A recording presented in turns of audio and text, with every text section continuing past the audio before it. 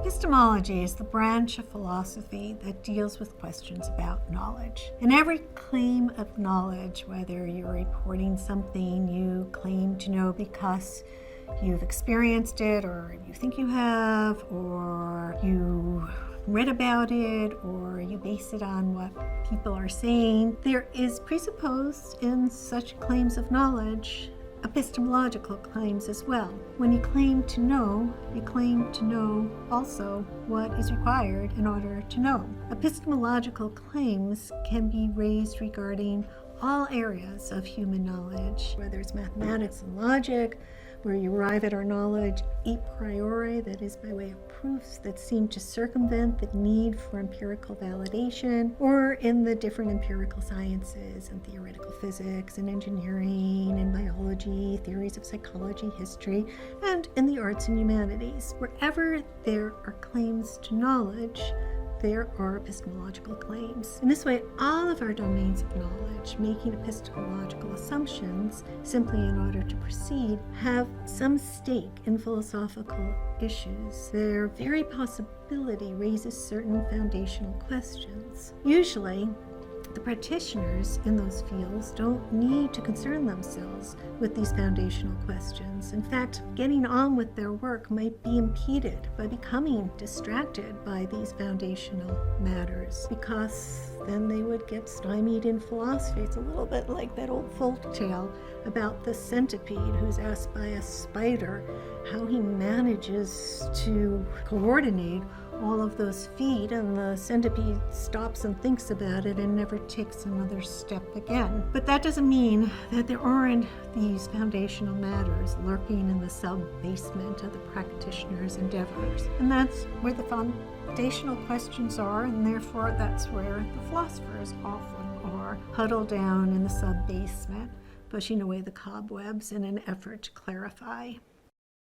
The modern age is typically dated by scholars as beginning in the 17th century, christened by historians of ideas as the Age of Reason. It was the century of Galileo and Newton, of Descartes, Spinoza, Leibniz, Locke. All of these thinkers were co-conspirators in bringing down the teleological system of Aristotle, which had become fused with the teachings of the Church. They all judged it unable to provide the kind of explanations that lead to real, genuine knowledge.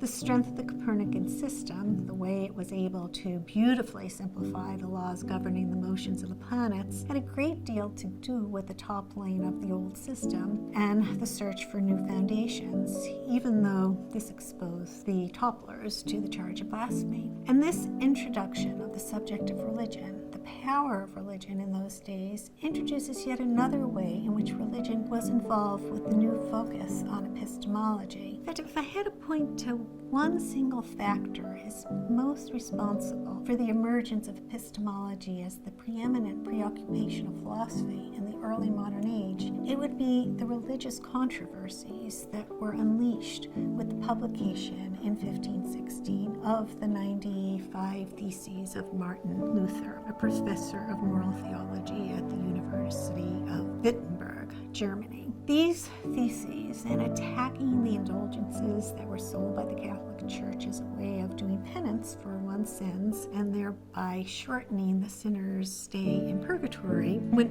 right to the heart of the most burning questions for a believing Christian. It's the religious version of the third of the orienting questions we had considered in Chapter 1. That is the normative question. How should we live? What are we supposed to achieve with our lives in order to live a worthy life? For a believing Christian, the answer is salvation through Christ. The crucial question then becomes, how are we to achieve salvation through Christ? Failed to achieve that, and it was all for naught. And that was exactly the issue that Luther was addressing. He was charging the Catholic Church with duping the faithful by exacting sums for penance. He was asserting that, on the contrary, penance for sin can only be achieved in an intensely inner, spiritually transformative act. And what the Church was exacting from worshipers was useful only for the church's coffers. This moral theological difference, which pulled in the great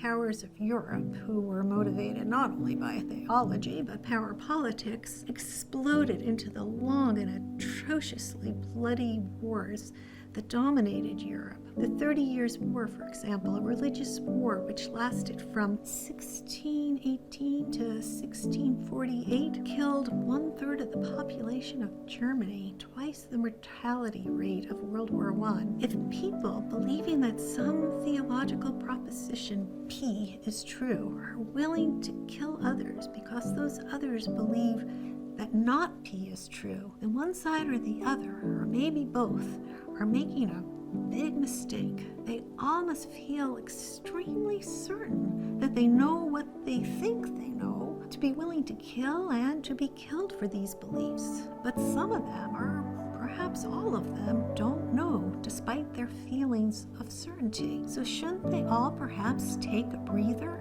an epistemological breather, and try to figure out what is required in order to know, as opposed to merely, however fervently, believe? And that's exactly what René Descartes did. He took a breather, as he tells us in his famous work, Discourse on Method for Rightly Conducting the Reason and Searching for Truth in the Sciences. It's not irrelevant that Descartes, a Frenchman who more than anyone is responsible for bringing epistemology to the fore in the modern age, and for that reason is generally recognized as the first of the modern philosophers, was in the midst of fighting in the 30 Years' War, in which he was briefly a paid soldier on the side of the Catholics. And one day he found himself in a nice and cozy, stove-heated room, as he tells us in Discourse on Method, thinking about what is required in order to know, realizing that the kinds of grounds that he and everybody else he knew had accepted as constituting good reasons to believe weren't good reasons at all,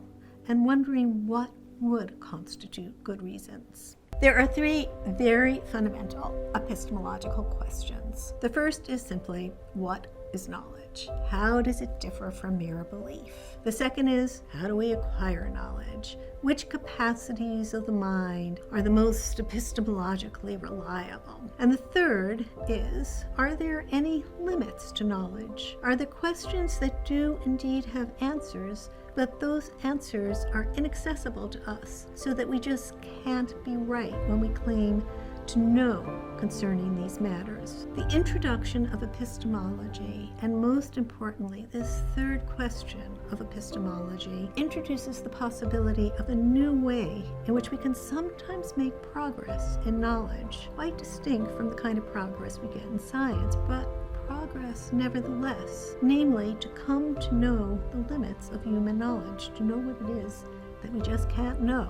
In the next chapter, we'll examine these three fundamental questions more closely, one by one, watching how the analysis of each gives rise to more questions, as so often happens in philosophical analysis, and how two opposing epistemological approaches, rationalism and empiricism, emerge from these questions.